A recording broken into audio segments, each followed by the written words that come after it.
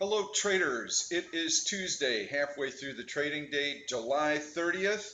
We have the FOMC meeting tomorrow. We've got a lot of important economic releases coming up this week. We have Apple earnings after the close today. All of the mega cap tech stocks will have reported now, and the reaction has been very muted. I feel that the market is a little strained here, looking a little tired. So before I get into the analysis today, I'd like to mention that this presentation is geared towards swing trading. You can get everything that I'm showing you in Option Stalker, all of the searches, the search engine. Option Stalker is ideal for day trading, and I will have future videos specific to day trading, but this one is for end of day trading. You can use end of day charts to do all of your research. If you like this video presentation, please give it a thumbs up on YouTube. Please subscribe to my YouTube channel. I release it a week after the fact to YouTube subscribers, and I release it real time to my members so that they can take advantage of the trades. I always start each of the videos with a recap of the prior week's trades so that you can see how the performance has been. If you go back and watch my videos on YouTube, and you start putting the puzzle pieces together, I think you'll see that we have a fantastic track record. That's because this is a systematic approach and it works. So I hope to have you aboard as an Option Stalker member. www.oneoption.com.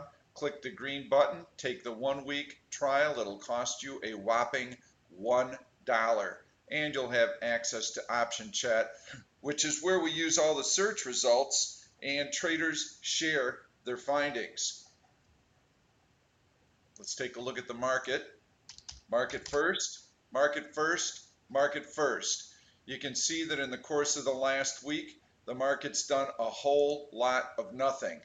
Choppy back and forth. If I drew a line through the midsection here, you would see we are unchanged for 1, 2, pretty much 3 weeks. We had the breakout here above 295, and we've kind of chopped around that level. Excuse me, that was about the 300 level is the midline right there.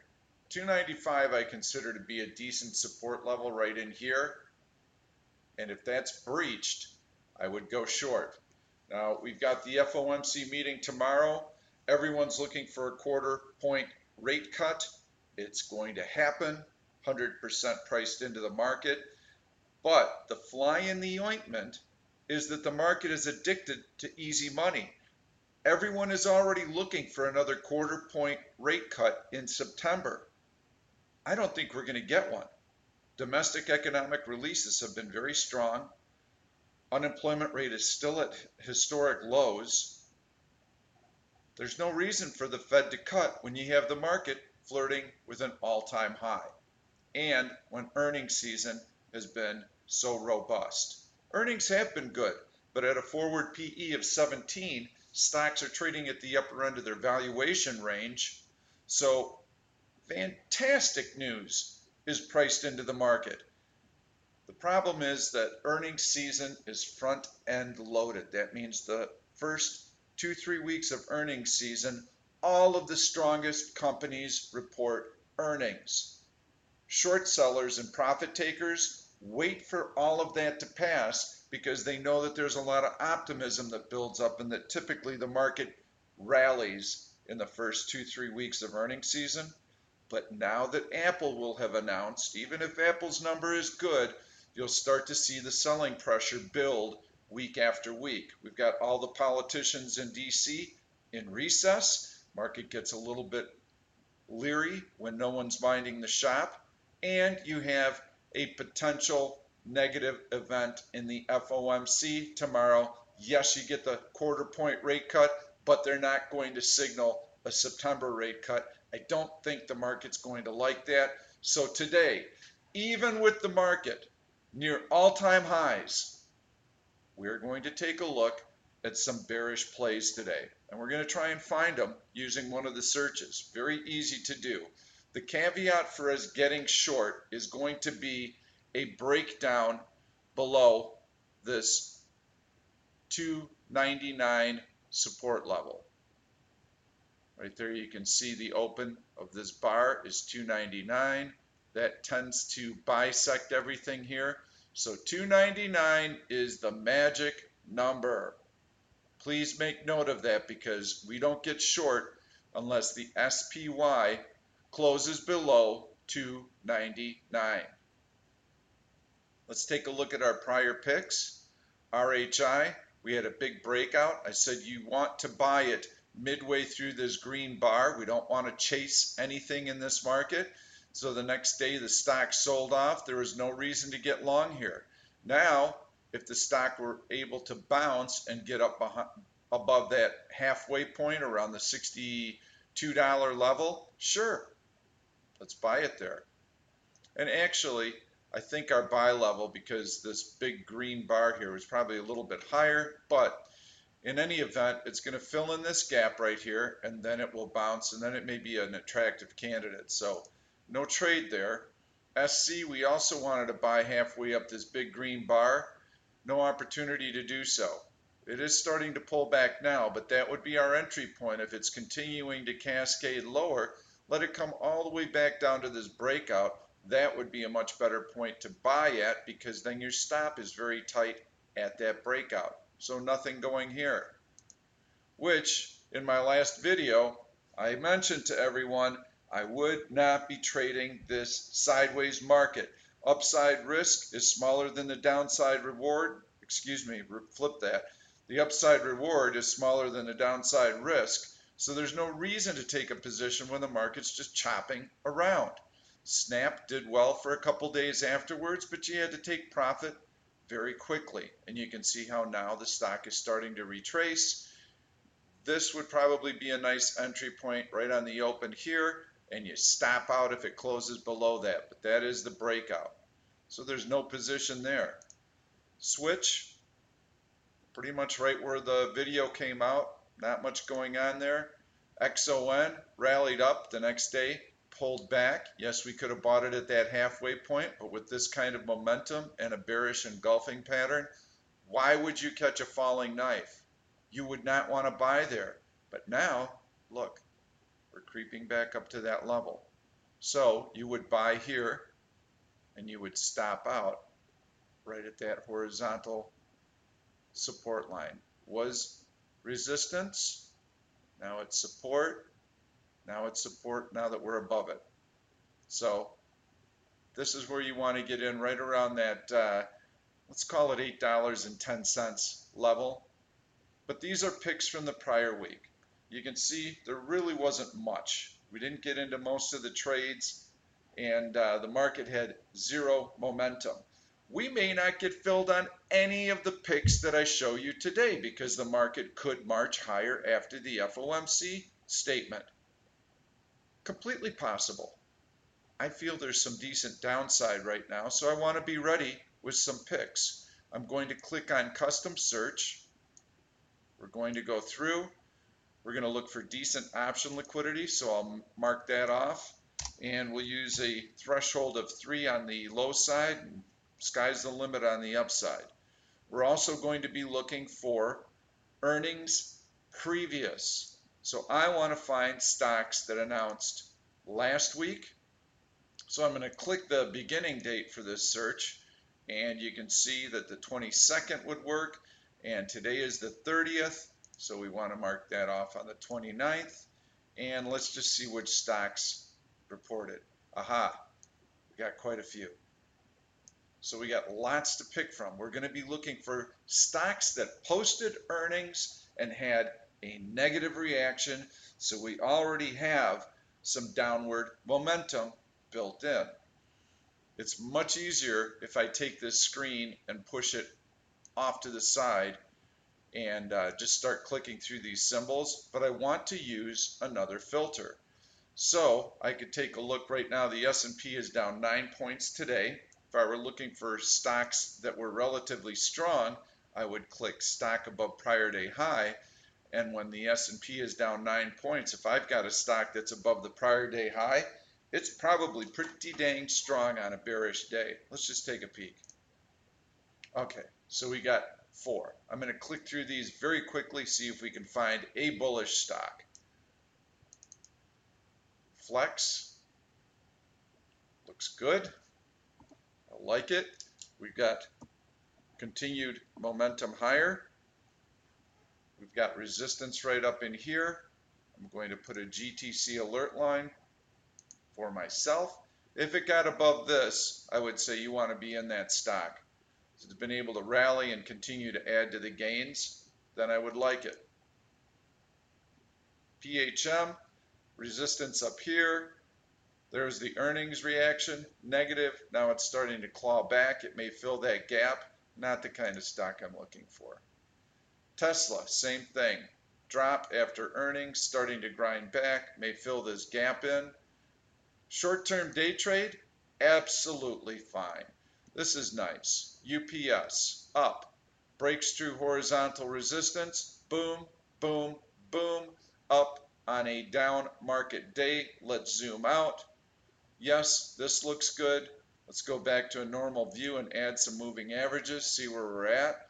Click SMA, 200-day, SMA, 100-day, way above those moving averages.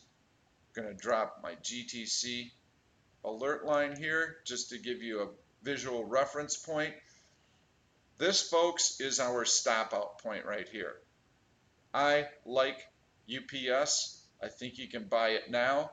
Use that level as your stop. And it looks like about $115 would be your stop on it. Stock is currently at 120.27. I would not buy this stock before the FOMC statement. And to keep me out of the trade, I would put an alert right there. That is your entry point, and it will get through that on a positive FOMC statement.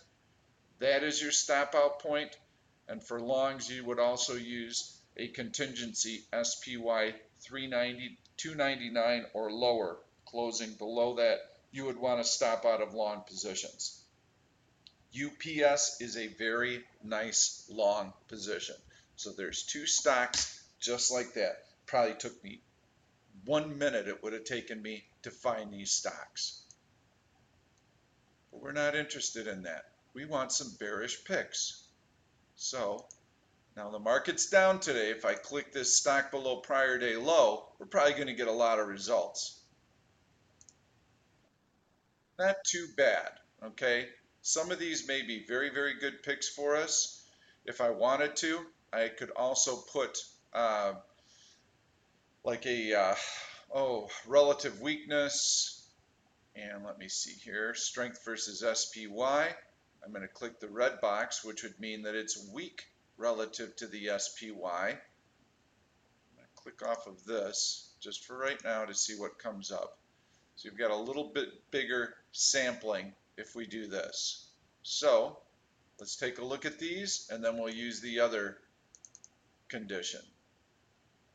So there is AAL. You can see earnings there, negative reaction below the 100-day moving average.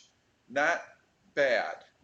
Okay, so I'm going to write it down, but I think we can find much better because AAL is still pretty choppy, as you can see from the chart. ABBV, not much of a reaction. Plus near major support. Amazon, not good. Below this 100-day may be interesting. I'm going to put it down. The other thing about Amazon is there was a Capital One security breach, and they blamed it on Amazon's servers. So not good. BA, if it gets below that horizontal support level right there, I'm interested. I'm going to put that on the list. You can see earnings here, stock in a downward trend. If the SPY breaks, this is actually nice. It's below the 100-day moving average. Easy trade to manage. Short here, cover if it's above the SPY or above the 100-day moving average. So I'm not going to pick that one though. I think it's a fairly lightly traded stock.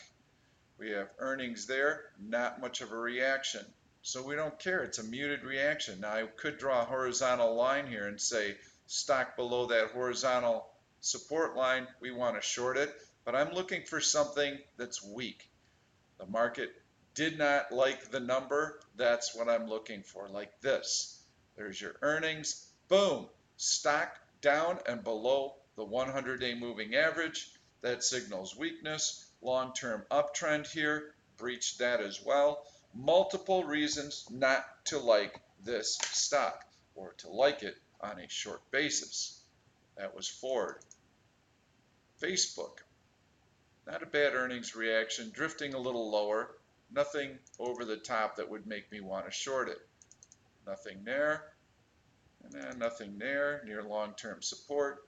I would rather short a stock that's near the upper end of its range versus one that's basing. Intel, kind of holding its own, holding that 100-day moving average. Nice. No issue there. No issue there. LVS. Negative reaction, dropping below the 100-day, sure. Combine a weak market. We also have a very steep uptrend line here that was breached. Makes sense. Nothing there. Stock looks pretty good. NEM. Breakdown here. This is Newmont Mining, heavily gold weighted. Pretty negative, pretty negative. Before you take any commodity stocks, you better see what the underlying commodity is doing. In this case, gold has a nice uptrend here. It's been in a very powerful uptrend. So no, I would not be shorting NEM just because gold looks pretty decent here. May have been a company-specific news event that forced it to sell off. Could have been a little ahead of itself. Here you've got a very negative reaction on Pfizer. Earnings before the open. Boom. Down lower again today and flirting with this major horizontal support level. Zoom out. Yeah, that's not good, but we have support here. We got support here. I don't want to be shorting a stock like that when it's on such major technical support. Even though it's got good momentum, not a bad day trading candidate. We're looking for swing trades. So mind you, everything that I'm showing you right now would work for day trading. If I like a stock on a swing basis for a short, well then it sets up really well for a day trade short. We've got PayPal. I like that. There's the earnings. Boom, boom, boom. Resting on that 100-day moving average. It would need to break below that 100-day moving average. We'd use a close above it as our stop. Could be a nice short. I like it. Easy trade to manage. Choppy, choppy. No thank you. We know we like Snap, so we're not going to be shorting this one, even though it's retracing a little bit. SU. That's a pretty nasty drop. And we've got a horizontal breakdown there, so that is one we could probably add. It's an energy stock, Suncor, Canada Tar Sands. Oil prices need to be high for them to produce and make money. That's a pretty dang good breakdown there. Look at this stock though. I don't like this. Choppy, choppy, choppy, all over the place. I want nice, orderly price action, but this is an easy trade to manage. You short below the 200-day, let it fall, use that as your stop. Would be a very good day trading candidate. Don't like that. Tesla. Trying to climb back above that 100-day moving average. We had strong trend higher before the news. So on a negative day, stock is trading higher. It has relative strength. I can put up my relative strength indicator. And it's weak right now relative to the market because of this drop, but I think it's going to edge right back above that. Too choppy. Nothing there. Earnings announcement. Stock. This was after the close, so the next day stock opens here, closes a little bit higher, decent reaction. Now they're starting to take some profits on it, and it's ticking lower. and it pretty much filled in that gap, pretty close to it. Not my favorite though. I think we've got other better candidates. And so I'm going to look at the ones that we have, but before that we do that, I'm going to switch one more thing up here, see if we pull in any other good looking candidates. Remember that I marked stock weak relative to the S&P 500. I'm going to unmark that, and I'm going to mark stock below prior day low. We had a different list here, so some of these symbols are the same. Put that over here. This is the same. MCD was not on the list, so we're going to click on that. Still strong uptrend, just a little profit taking. Nothing to worry about there. I actually had a big up reaction. Now it's just filling in the gap, not able to hold the gain. So I can't say I'm overly bearish on it because the stock probably will find support at the 100-day and then continue higher. It's a nice earnings reaction. So no. Starbucks gangbuster, a little overvalued, probably come in, fill the gap. This will be a nice long. So what you can do, one tactic is when you find stocks like this, use your GTC alert, put an alert line, an alert line, an alert line, an alert line, just layer it between this gap so that as the stock pulls back, you can keep taking a look at the price action. And then once these are taken out and you find support, then start laying the alerts back up above so that you can see when the stock is starting to gain some upward momentum. On a breakout like this, the chances it's going to pull back, it's going to find support, and then it's going to make its next move higher. So you want constant reminders to look at it. SU, TECK, TMUS we did not look at. Choppy, nice breakout on earnings, just pulling back a little bit, finding support. TXN, same thing. Those are all good stocks after earnings. So you can see on a day like today, let me rehash this because this is very important. This is another way to use the earnings search. So you've got post-earnings stocks and you have a little weakness today. And if you start taking a look at some of these stocks like Visa, this stock wants to go higher. These pullbacks are opportunities and you want to be aware of them. So what do? You grab your alert line and you say, hey, I like this little pullback. Now, when the stock rebounds and it gets back above this level, I want to be in. I want an alert. I want a reminder. And that gets you back in. You could use the same logic for Texas Instruments. Put an alert line maybe here. You don't have to go all the way to the high. Same here. Put your alert somewhere in here. Starbucks, same deal. Put your alert here. That's how it works. It's so easy. If you're an end-of-day analyst, a swing trader, you're looking for longer-term moves, you got a huge trend, big positive reaction to earnings, stock is pulling back, thank you, I get to buy it a little bit cheaper. Put your alert here. That means the stock has found support, and now it's ready to make its next leg higher. That's how we do things. So let's put our list together and see what shorts we came up with. I'm going to first create a list, and we're going to label it July 30. Whoops. Let me cap that. It'll be easier to see. July 30. Okay. So I'm going to put two symbols in that we said would be possible longs. UPS, FLEX. We had some conditions on this, though. We needed a strong market, and we needed the stocks to break out to a new high. Review that. AAL was a short. AMZN was a short. BA was a short. Ford was a short. LVS was a short. PYPL was a short. SU was a short. Okay, so we're going to save and close. And now we have our list. So in this final stage, I'm going to recap the game plan for each one of these stocks. So let's start from the top. Actually, let me start with the two longs. Go with UPS. We only buy UPS on a breakout to a new high. We only buy UPS if the FOMC reaction is positive. We use a stop on UPS at the open right here. We're going to keep it tight. We're not going to use this, although you certainly could if you're a longer term trader looking out maybe a month or two.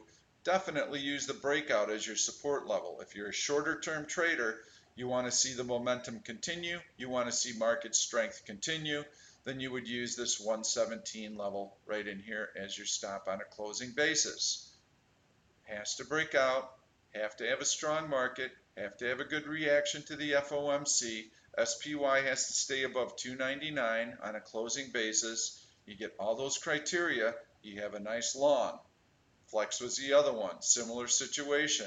We want to see it through this horizontal resistance level. Once it closes above it, we use the same horizontal resistance level as our stop. Very easy trade to manage that way. Also need the contingencies that I mentioned. FOMC statement, SPY above 299. So now the flip side. If the FOMC reaction is negative and the SPY closes below 299, then we want to take some short positions. And we would use a close back above that 299 level on the SPY to stop out of our short positions. We don't want to be fading a market that's in a go-go rally mode near new all-time highs. So you could see a little bit of a negative reaction to the FOMC statement on Thursday, and then boom, we're right back off to the races Friday, Monday, Tuesday, Wednesday on who knows what. Maybe there's some bullish statement about the China-US trade negotiations. I doubt it, but it could happen. Let's say that it happens. So you just need to be prepared. Market first, market first, market first. Always keep an eye on the market. I cannot emphasize that enough. A good stock is only a good stock if you have a good market. 75% of all stocks follow the market. Never lose sight of that. Got tons of people finding great stocks and then that's all they focus on and then they wonder why they lost money. Well, because the market was going down. So here you've got AAL and it's a little bit choppy for my taste.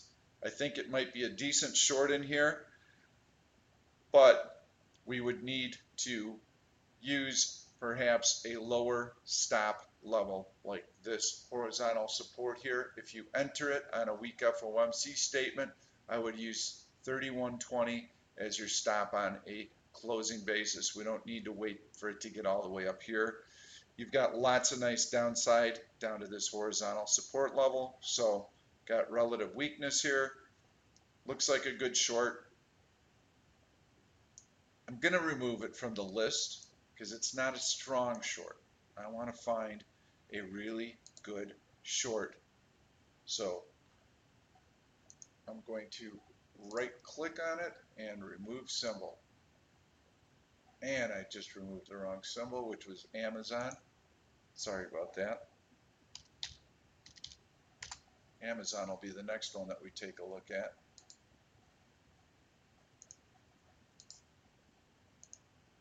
There. So BA, I like BA, but we have to be below this horizontal support level. It's around the 335 level. Then I would definitely short it. We've got relative weakness. Our stop, anytime we have a horizontal breakdown like this on a closing basis, and that is our entry trigger, our exit is that same line if it closes above it. Okay? Very easy game plan. We have lots of downside, lots of downside, meaning a lot of profit for this short if you get short here. And we can contain our losses by keeping that stop very close to our entry point. Ford, nice short. It's only a $9 stock. I would just short the stock. I wouldn't buy any options on it. And your stop is this 100-day moving average. Very, very easy to manage. LVS, really rolling over nicely. We've got a close, or we've got it looks like it'll close below the 100-day moving average today. That would be a good place to short after the FOMC meeting. On a negative reaction and a negative close on the S&P 500. SPY's got to travel quite a ways about 20 S&P points to get below that 299 level. Now that can happen in a snap. Very important to keep those other conditions in mind.